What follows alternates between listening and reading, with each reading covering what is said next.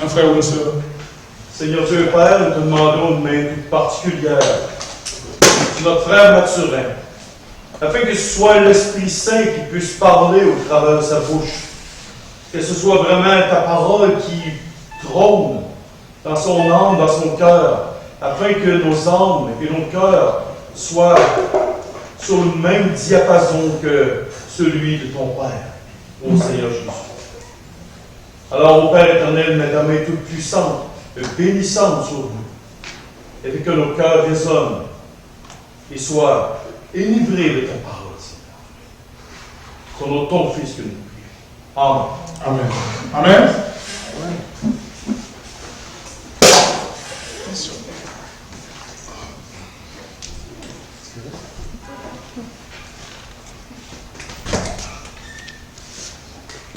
Et donc nous sommes des enfants de Dieu.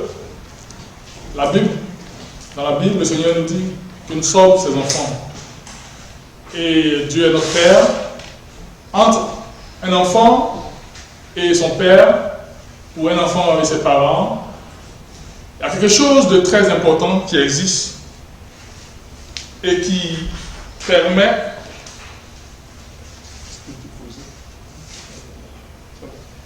je vais me déplacer un peu.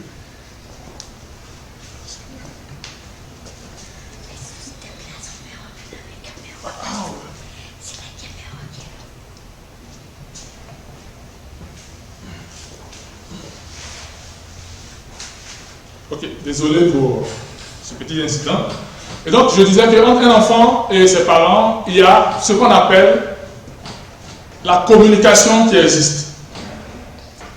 Et c'est ce qui permet aux parents de transmettre quelque chose à leur enfant ou aussi à l'enfant de transmettre une pensée à ses parents. Et dans la foi, cela existe également.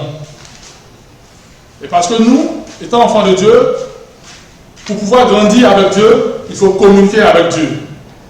Et cette communication, généralement, c'est ce que les uns et les autres appellent la prière. Amen. On ne peut pas être enfant de Dieu et ne pas prier. Ce n'est pas possible. Parce que quand tu es enfant de Dieu, tu es dans une relation. Dans une relation que j'appelle relation père-fils. Ou si vous voulez, père-fille. Et dans cette relation, Dieu communique sa pensée. Il peut communiquer sa pensée au travers de la parole de Dieu, ou même de façon directe, de façon audible. Et toi aussi, en tant que son enfant, souvent tu as des choses que tu veux lui communiquer. Et tout cet échange se fait au moyen de la prière. D'où l'importance de la prière dans la vie d'un enfant de Dieu. Mais ce n'est pas n'importe quelle prière. Parce que le terme prière est utilisé par plusieurs personnes. Mais nous, pour nous, les enfants de Dieu, il s'agit de prières de foi. C'est-à-dire des prières basées sur la parole de Dieu. Des prières qu'on fait parce qu'on connaît celui à qui on s'adresse. Des prières parce qu'on a entendu des choses sur celui à qui on s'adresse. Amen. Donc ce matin, on va ensemble voir la prière de foi. Et on va parcourir la parole de Dieu. On va lire ensemble plusieurs éléments. J'espère que le temps nous le permettra. Sinon, on pourra le terminer une prochaine fois. Mais je ferai tout pour qu'on puisse le terminer. Amen. Amen. Voilà, donc on va... Donc par définition, c'est une petite définition de la prière. Il a dit, bon, j'ai ça sur internet, il a dit la prière, c'est un acte codifié ou non, qui peut être codifié ou non, collectif, c'est-à-dire on peut le faire ensemble, ou individuel, par lequel on s'adresse à Dieu, ou à une divinité, ou à un objet. Oui, il y a des gens qui prient des objets, il y a des gens qui prient des arbres, il y a des gens qui prient des statues, tout ça, ou à un être. Donc ça, c'est la définition que j'ai trouvée sur internet de la prière. Donc, Quand on parle de prière, c'est-à-dire tu t'adresses à Dieu ou à une divinité ou à un objet ou à un être. Mais qu'est-ce que la prière de foi? La prière de foi, elle est vraiment différente de la prière qu'on entend. Ça, il faut vraiment faire la différence. La prière de foi, c'est une prière adressée à Dieu. Le Dieu qui nous rassemble ce matin. En s'appuyant sur sa propre parole. C'est-à-dire, tu pries et tu dis, Dieu, toi-même, tu as dit. C'est ça la prière de foi.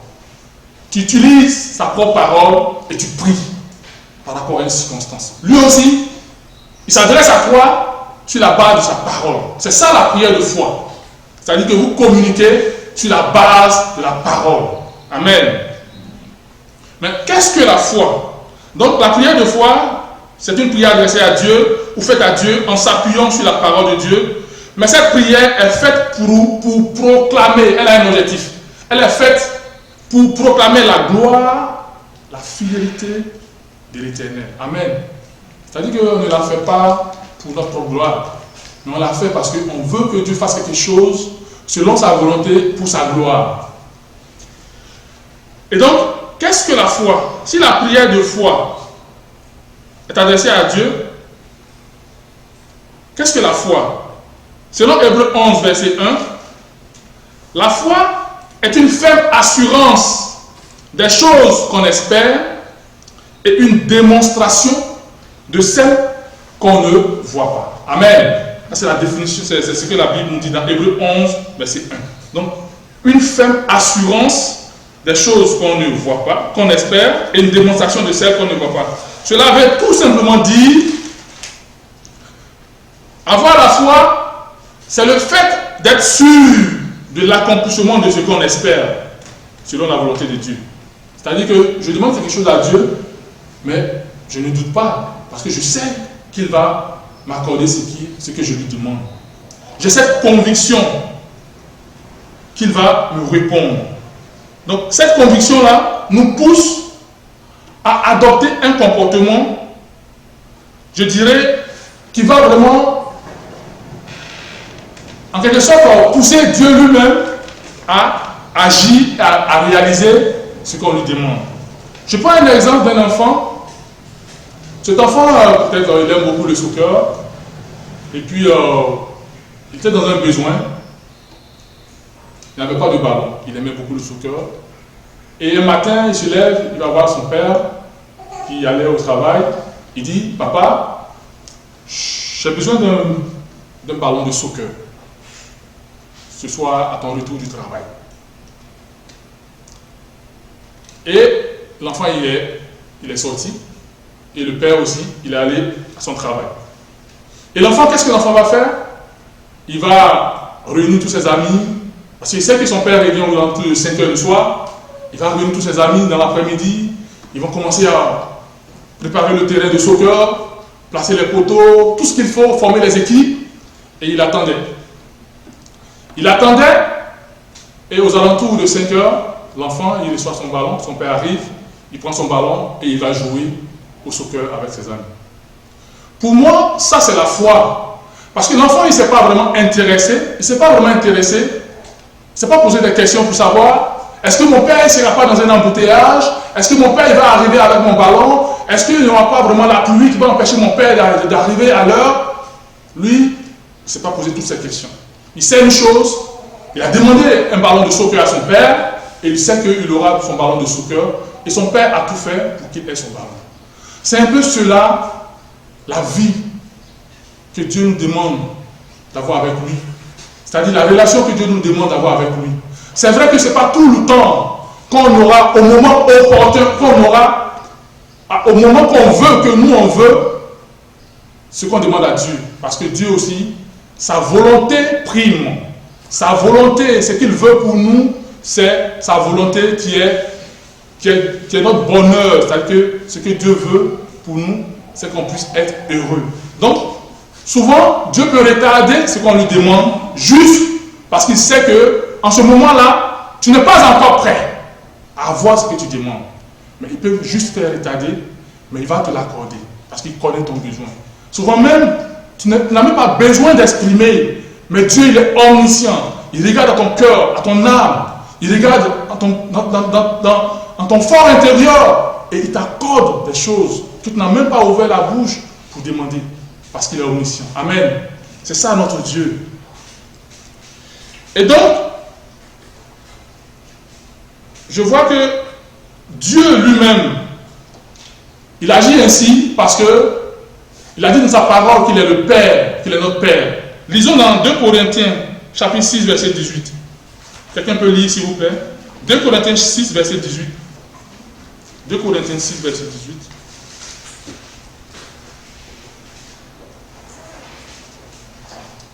Je serai pour vous un père, vous serez pour moi des fils et des filles.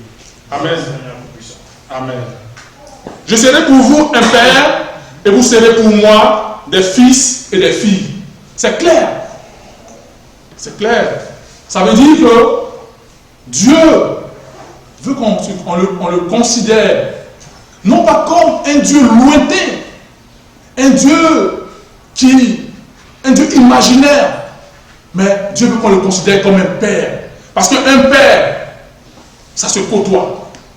Un père, ça vit des choses avec lui. Un père, il y a une relation intime avec lui. Un père, je dirais, souvent, il y a des clashs. Oui, moi, je fais beaucoup de clashs avec Dieu. Oui, souvent, on fait beaucoup de palabres. On fait beaucoup de palabres. Parce qu'il y a des points sur lesquels, souvent, on ne s'entend pas. Mais, il finit par céder. Et je l'obéis. Et j'avance. Soyons des enfants de Dieu. Soyons des fils de Dieu. Soyons des filles de Dieu. Entretenons une relation spéciale avec Dieu. Si vous voulez vraiment voir Dieu dans votre vie, ayez cette relation. N'ayez pas une relation de religieux ou de religieuse, mais ayez une relation de père et de fils avec Dieu. C'est ce qu'il attend de nous.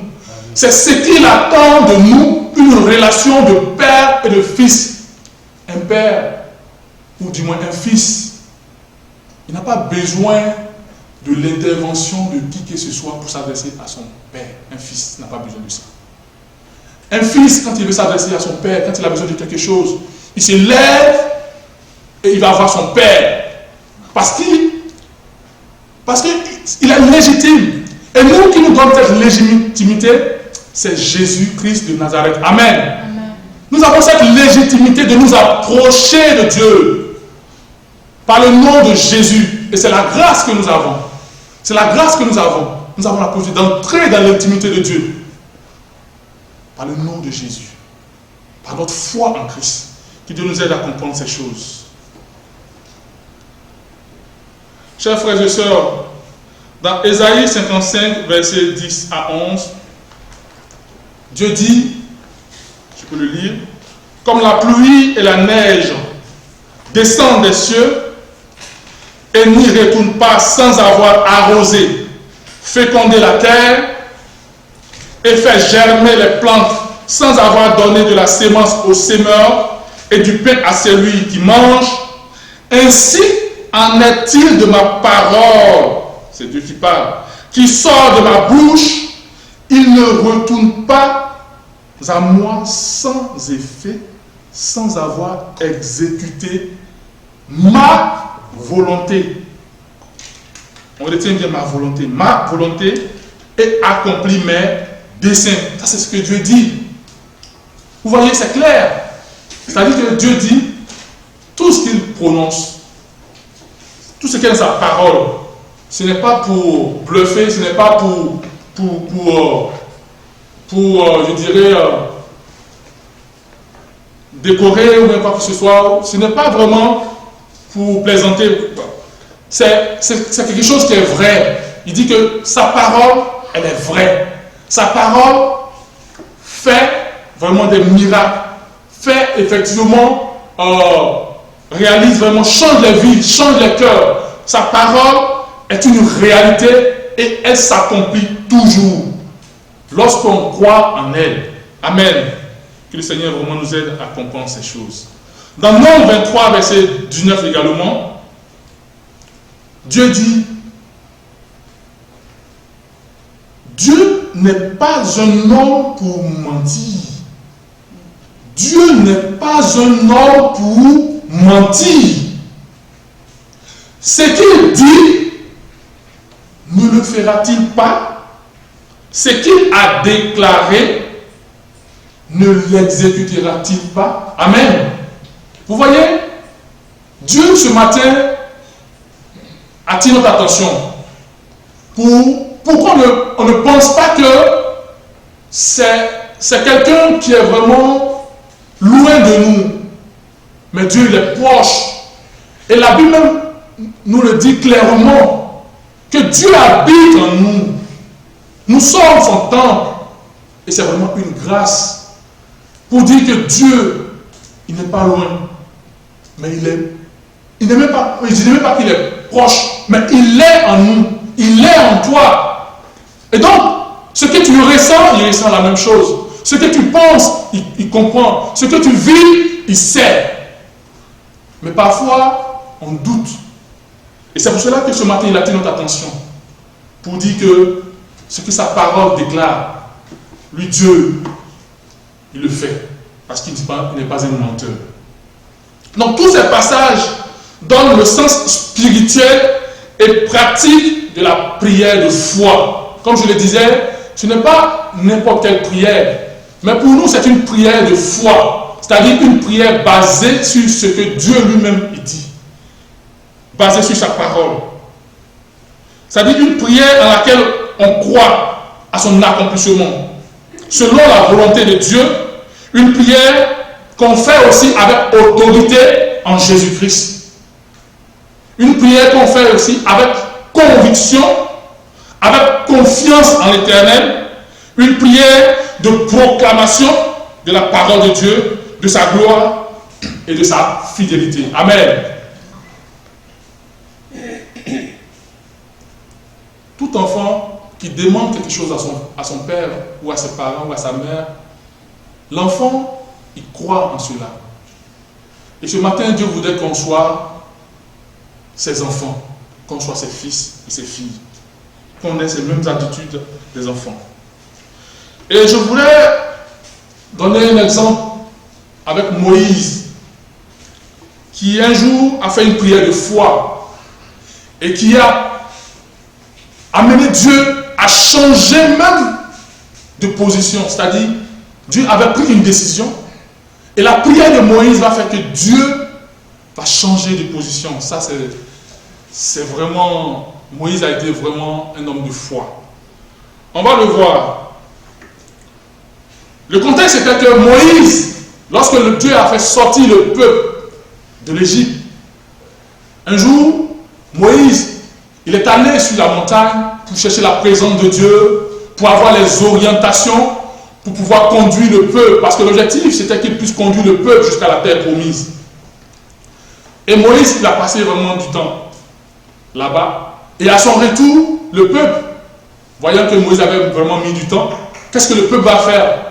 Le peuple va faire vraiment, va poser un acte vraiment abominable aux yeux de Dieu.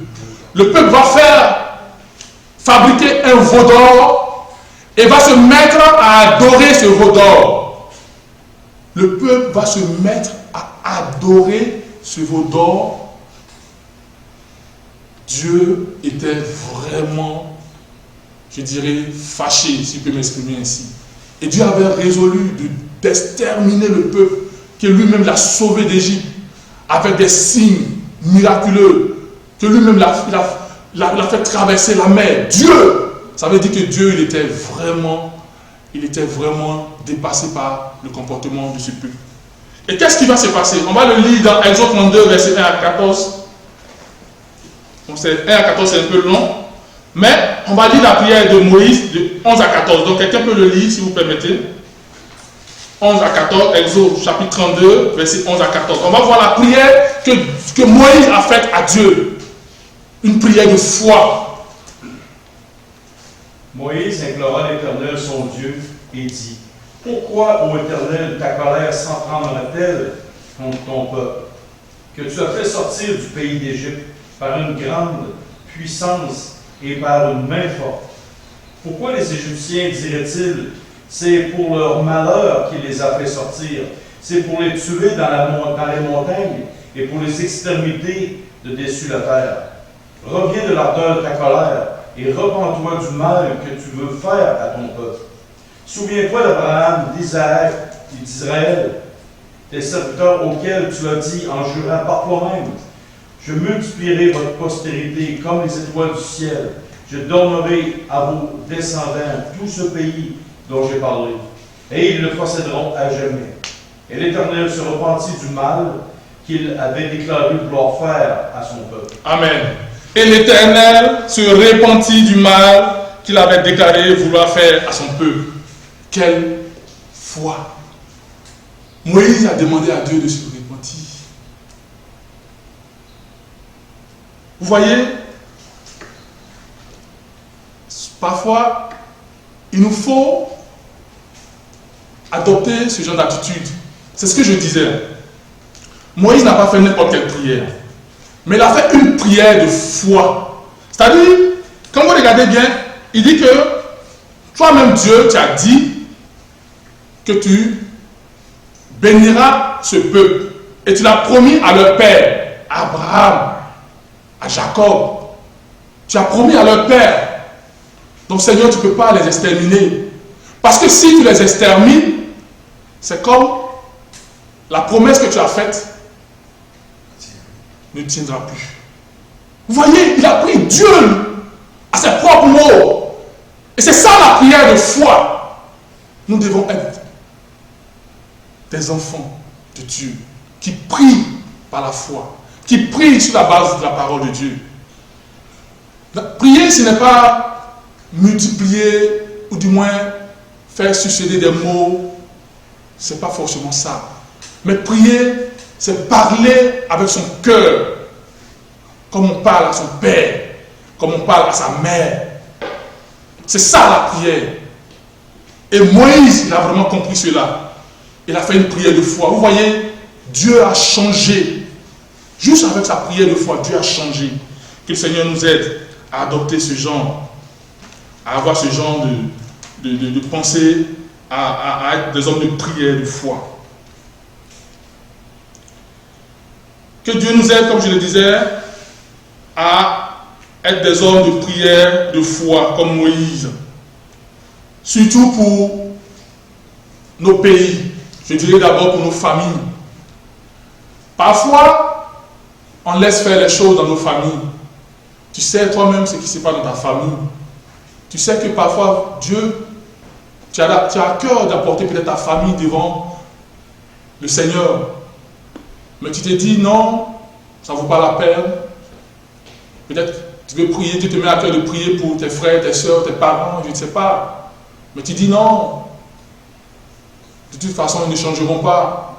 De toute façon, c'est comme ça. On laisse faire les choses, on accepte les choses. Et l'ennemi, lui, il gagne du terrain. Mais Dieu dit, allez et faites de toutes les nations des disciples. Ça veut dire quoi? Les membres de ta famille ont aussi le droit de connaître Jésus-Christ. Moi, je dirais que tous les habitants du Canada doivent connaître Jésus-Christ. C'est ce que le Seigneur déclare dans sa parole. Personne, aucune âme n'est condamnée à aller en enfer. Aucune. Sinon, le sacrifice de Jésus-Christ n'aura aucun sens. Car la Bible dit que le Seigneur a donné sa vie pour toute l'humanité. Toute l'humanité, c'est moi, c'est toi. Ce sont nos parents, ce sont nos amis, nos collègues. Tout le monde a droit au salut. Et souvent, on oublie que nous sommes en mission. Étant des enfants de Dieu, on oublie qu'au travers de nous, Dieu peut sauver des âmes. Nous devons être des hommes et des femmes de prière. Si Dieu te met à cœur de prier pour une âme, si Dieu te met à cœur de prier pour la ville dans laquelle tu es, de prier pour ton pays d'où tu viens, de prier pour la nation dans laquelle tu es, Dieu te met à cœur de prier pour une autorité, prends autorité sur la base de la parole de Dieu et prie. Prie au nom de Jésus. Parce que le diable ne peut rien lorsque nous prions avec foi. lorsque nous prions avec autorité, lorsque nous prions sur la base de la parole de Dieu. Amen. Amen. Que Dieu nous aide à comprendre ces choses. Nous allons lire Luc 10, verset 19 et 20. Luc 10, 19 et 20. Voici, je vous ai donné le pouvoir de marcher sur les scorpions, sur les serpents et les scorpions, et sur toute la puissance de l'ennemi, et rien ne pourra vous nuire. Ça, c'est le Seigneur qui s'adressait aux disciples avant qu'il ne monte au ciel. Et il dit, cependant, ne vous réjouissez pas de ce que les esprits vous sont soumis, mais réjouissez-vous de ce que vos noms sont écrits dans les cieux. Vous voyez, ça veut dire quoi? Le Seigneur nous donne l'autorité de prier, de changer les choses en son nom, mais en même temps aussi, il dit que nous devons être heureux. Non pas parce que nos prières sont exaucées sur cette terre, mais parce que nos noms sont écrits dans le livre de vie.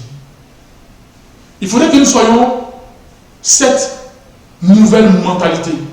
Si jusque-là, tu n'as pas vraiment encore compris ces choses, il faudrait que tu saches que tu es un enfant de Dieu. Et comme je le disais le dimanche dernier, le but du Seigneur, c'est qu'on soit un jour dans sa présence. C'est que nous puissions être dans sa présence. Nous sommes nés sur la terre, non pas pour rester sur la terre, mais pour pouvoir évoluer, spirituellement parlant, pour pouvoir nous attacher à Dieu, pour pouvoir un jour être dans sa présence dans le ciel. Et donc nous devons avoir la mentalité du ciel. Nous devons savoir que nous sommes pèlerins sur la terre. Nous sommes en transition. Nous sommes de passage. Parfois même notre vie au devant du Seigneur peut-être ne vaut même pas une seconde. Une seconde, notre vie sur la terre. Parce que la Bible dit que 1000 ans, c'est comme un jour devant Dieu. Ça veut dire que, oh nous, si nous avons trop vécu là, 100 ans, 120 ans pour d'autres peut-être. Donc ça veut dire que notre vie sur la terre ne vaut même pas une seconde. Et donc, en une seconde, le Seigneur nous demande de pouvoir vivre notre vie pour sa gloire, pour que nous-mêmes soyons heureux et pour que nous-mêmes nous sachions que notre vie a été utile. Utile pour Dieu, utile pour nous-mêmes, utile pour notre entourage, utile pour notre nation, utile pour nos voisins, utile pour tous ceux que Dieu a créés et pour la gloire de Dieu. Amen. Que Dieu nous aide à comprendre ces choses. Également, Dieu a dit que nous sommes la lumière. Et la lumière, lorsqu'elle brille, elle éclaire et les ténèbres reculent. Dieu a dit que le Seigneur Jésus a dit, vous êtes la lumière de la terre et vous êtes le sel de la terre. La lumière, si elle ne brille pas, les gens ne sauront pas qu'il y a une lumière. Il faut qu'elle puisse briller. Et pour qu'elle puisse briller, pour que nous puissions briller, pour les enfants de Dieu, il faut qu'on soit attachés à Dieu. Parce que la source de notre lumière, c'est la parole de Dieu. La source de notre prière, de notre lumière, c'est le Christ, c'est Dieu. Et cette lumière ne peut être vive que dans la prière. C'est pourquoi nous devons avoir une vie de prière. Nous allons voir encore d'autres exemples de prière de foi dans le Nouveau Testament, avec votre permission. On va lire dans Marc chapitre 5, versets 27 à 29 et 34. Quelqu'un peut le lire s'il vous plaît? Marc 5, versets 27 à 29.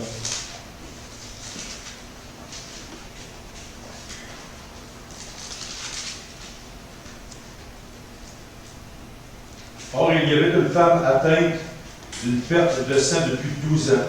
Elle avait beaucoup souffert entre les mains de plusieurs médecins. Elle avait dépensé tout ce qu'elle possédait et elle n'avait éprouvé aucun soulèvement. Mais elle était allée plutôt en empirant. Ayant entendu parler de Jésus, elle vint dans la foule par derrière et toucha son vêtement. Car elle disait, si je puis seulement toucher ses vêtements, je serai guérie. Au même instant, la perte de sang s'arrêta et elle sentit dans son corps qu'elle était guérie de son mal. Verset 34. Jusqu'à? Non, lis le verset 34 s'il te plaît. Le verset 34, tu peux le lire s'il te plaît. Ok, 34? Oui, 34, oui. Okay. Mais Jésus lui dit, ma fille, ta foi t'a sauvée. Va en paix et sois guérie de ton mal. Amen. Jésus lui dit, ma fille, ta foi t'a sauvée. Ah, sa foi. Elle a fait une prière, mais pas n'importe laquelle. Une prière de foi. Et personne ne l'a entendu. Elle n'a pas fait des gymnastiques, des acrobaties. Elle a juste prié dans son cœur, par la foi. Et elle a dit, si je pouvais seulement le toucher. Et elle a fait. Et elle a été guérie. Amen. Que le Seigneur nous aide à être des hommes et des femmes de prière. Pas des hommes et des femmes de prière seulement, mais des hommes et des femmes de prière de foi. Amen. Il y a une différence. Il y a une très grande différence. On va encore lire dans Marc 10, 47 à 53. Marc 10, 47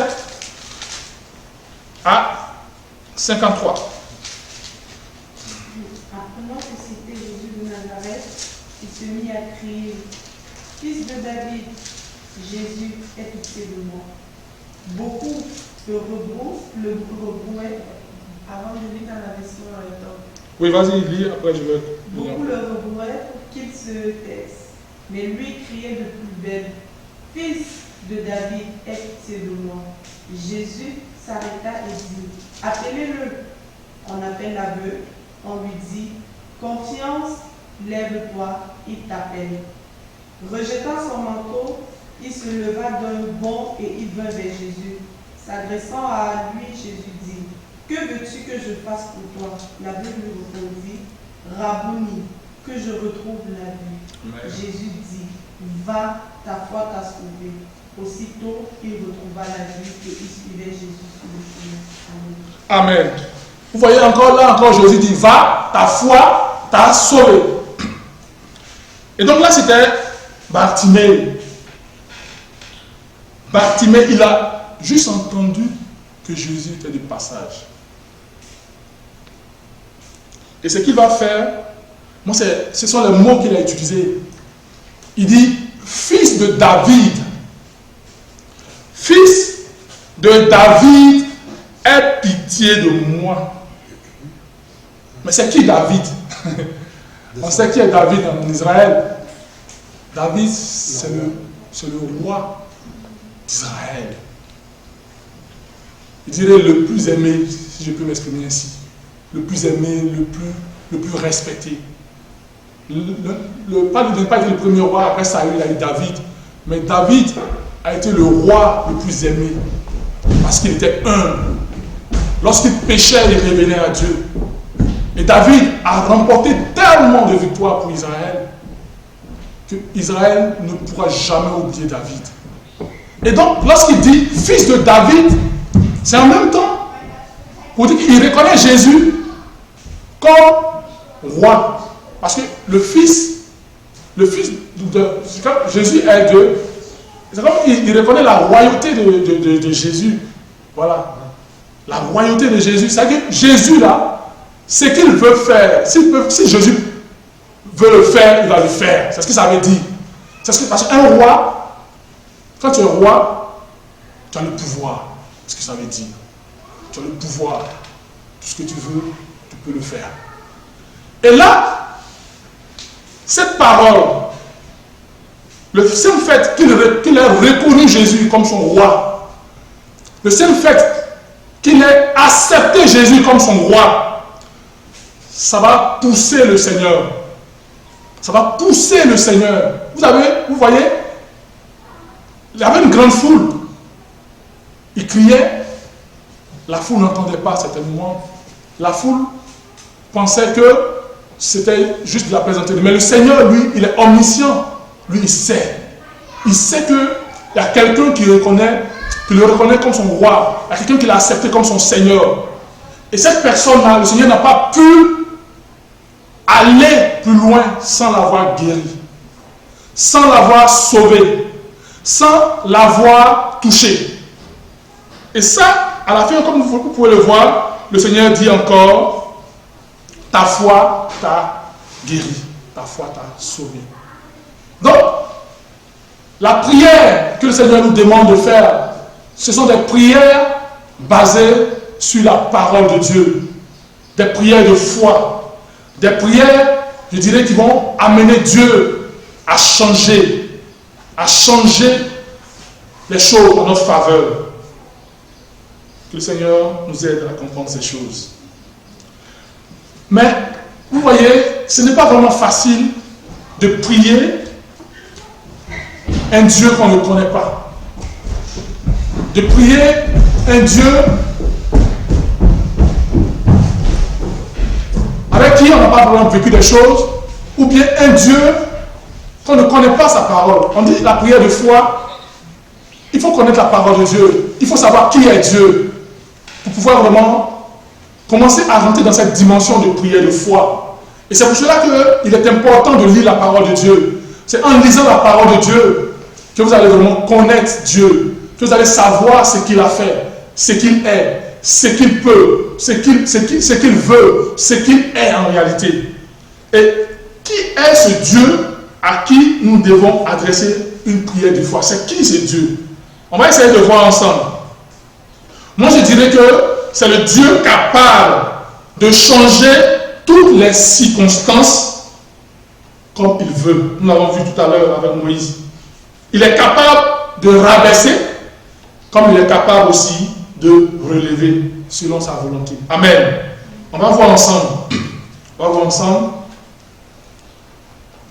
Il a rabaissé un grand roi dans la Bible. Et il a réduit un grand roi. Il a réduit au niveau des bêtes de la forêt. C'était un roi hautain, un roi orgueilleux. Un roi qui pensait que lui, il était tout puissant. Mais Dieu va le briser. Dieu va le rabaisser. Le Dieu que nous servons, c'est un Dieu tout puissant. Tout puissant, ça veut dire qu'il fait ce qu'il veut, comme il veut, quand il veut, où il veut. Et il n'a de compte à rendre à personne. Il peut tout. On va lire dans Daniel chapitre 4, verset 28 à 37. Et ce roi arrogant là, Dieu va, comme il a dit, le rabaisser, le réduire au niveau des bêtes sauvages. Et on va voir sa déclaration après, lorsqu'il s'est repenti et que Dieu l'a ramené à la raison. On va lire dans Daniel chapitre 4, verset 28 à 37, s'il vous plaît.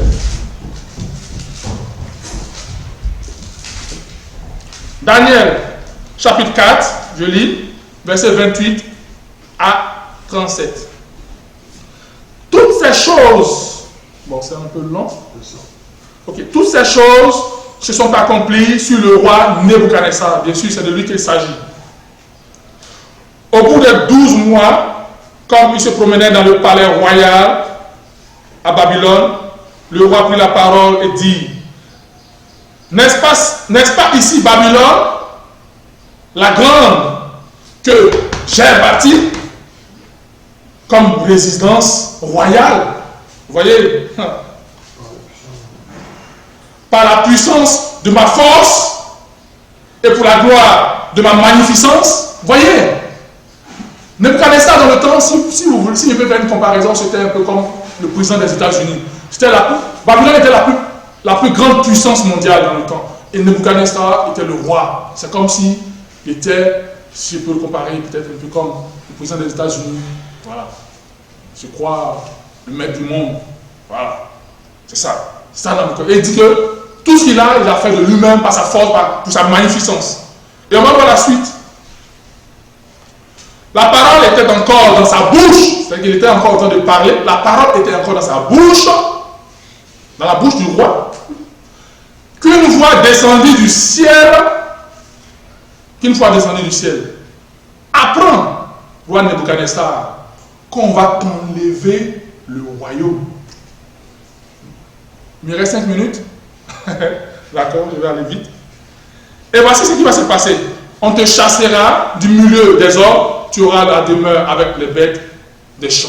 Et cela se réalisait à l'instant. Mais il a passé 7 ans dans cette situation. Et lorsque Dieu l'a ramené à la raison, vous allez voir, voici ce qu'il va dire. Le même, après que Dieu l'ait rabaissé. La Bible dit, après le temps marqué, moi, c'est lui qui parle maintenant, après le temps marqué, moi, Nebuchadnezzar, je levai les yeux vers le ciel et la raison me revint. J'ai béni le Très-Haut. J'ai loué et glorifié celui qui vit éternellement. Celui dont la domination est une domination éternelle et dont le règne subsiste de génération en génération. Mais c'est bizarre, vous voyez, il a changé de parole maintenant. Il a changé de dimension. Et c'est lui qui parle comme ça de Dieu maintenant. Tous les habitants de la terre ne sont à ses yeux que néant. Il agit comme il lui plaît avec l'armée des cieux et avec les habitants de la terre. Il n'y a personne qui résiste à sa main et qui lui dise « Que fais-tu » En ce temps, la raison me revint, la gloire de mon royaume, ma magnificence et ma splendeur me fut rendue. Mes conseillers et mes grands me redemandèrent. Je fus rétabli dans mon royaume et ma puissance ne fit que s'accroître. Maintenant, moi, Nebuchadnezzar, je loue, j'exalte et je glorifie le roi des cieux, c'est-à-dire le Dieu vivant et vrai que nous servons ce matin. dont toutes les œuvres sont vraies et les voies justes, et qui peut abaisser ceux qui marchent avec orgueil. Amen. Voici ce que Dieu peut faire. Et donc ce matin, vous voyez, ayons une vie de prière, de foi, c'est-à-dire des prières basées sur la parole de Dieu, des prières basées sur notre relation avec Dieu, des prières en tant que des enfants de Dieu. Que le Seigneur, ce message que le Seigneur m'a mis sur le cœur. Et je prie que Dieu, dans son amour, connaissant chacun de nous, nous sommes des enfants, nous sommes des êtres faibles, que le Seigneur puisse nous relever, qu'il puisse nous aider à pouvoir rétablir, pour ceux qui ont perdu cette relation, à pouvoir rétablir cette relation.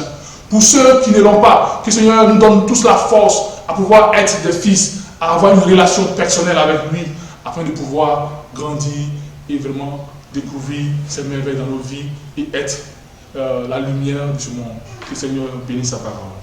Nous allons prier. Je vais demander au pasteur James de prier pour l'Assemblée pour cette parole. Seigneur Dieu Père, nous voulons te remercier de tout cœur pour ces paroles. Merci de ta bonne parole. Merci qu'elle nous enseigne ta volonté révélée, Seigneur. Apprends-nous de plus en plus à être des hommes et des femmes de foi. Pas des personnes qui répètent des paroles sans fin, sans fondement, sans sentiment, juste avec l'intellect. Mais donne-nous d'être des hommes et des femmes appuyés sur ta parole, dirigés par ton Esprit Saint, afin que nous puissions faire des prières de foi, d'une intensité qui touche ton cœur, ô Père, et qui surtout s'enligne sur ta volonté, Seigneur. Et c'est au nom de ton Fils, le Seigneur Jésus, que nous prions. Amen. Amen.